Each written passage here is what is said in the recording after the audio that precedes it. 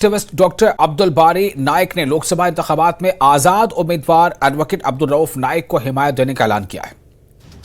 Advocate Rauf doctor बारी के भाई हैं और वो अनंतनाग राजौरी लोकसभा सीट से बतौर आजाद उम्मीदवार मैदान में हैं।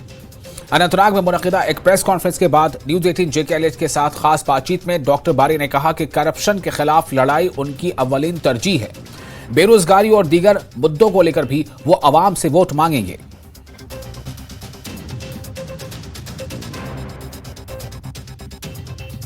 जी का स्टेटमेंट था, हमारा तो PhD है ही नहीं। उमर साहब का दावा ये था, हमारा कोई मतलब कोलिशन ही नहीं है, हम अलग अलग लड़ेंगे। तो किस पे इंसान भरोसा करे। उससे पहले 2018 में जब ये PhD बना था, इन पॉलिटिशियंस ने बहुत बड़ी गलती की। इन्होंने बहुत बड़े लीडर्स को क्विट किया, मीन्स उनको बाहर रखा। लाल सिंह चौधरी, लाल सिंह आप देखिए कठुआ में उन्होंने कितना काम किया। इंजीनियर रशीद, उसने कितना काम किया। इन दो लीडर्स को बाहर रखा। राजा मुजफ्फर जो एक्टिविस्ट है सेंट्रल कश्मीर से, उनको बाहर रखा। इन्होंने सोसाइटी के इंपॉर्टेंट एलिमेंट्स को जब बाहर रखा, उसके बाद जब अभी इलेक्शन लड़ने की बात आई तो मैंने सोचा था इन्होंने तारिक आमिर साहब को देना होगा मतलब मैंडेट, और सेंटर में यही जो डॉक्टर राजा मुजफ्फर साहब होंगे उनको देंगे, और नार्थ में भी ये इंजीनियर रशीद को सपोर्ट करेंगे, और जो जम्मू वाला रीजन है वहां पर लाल सिंह बहुत अच्छे हैं, उनको सपोर्ट करेंगे। हम इसी आश में थे, लोग भी इसी आश में थे, किसी एक्टिविस्ट और या किसी अच्छे पॉलिटिशियन को, ताकि वो आवाज बने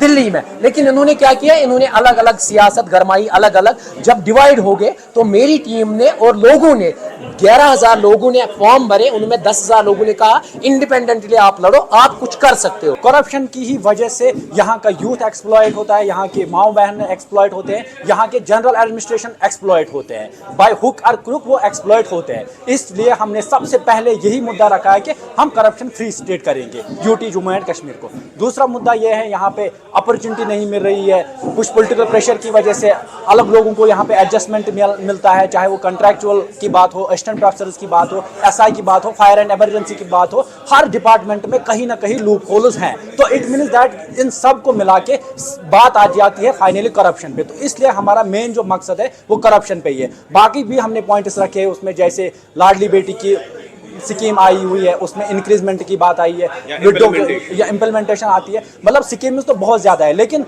हम लोगों को क्या करना है, उनको प्रॉपरली इम्प्लीमेंट करना है सोसाइटी के अंदर।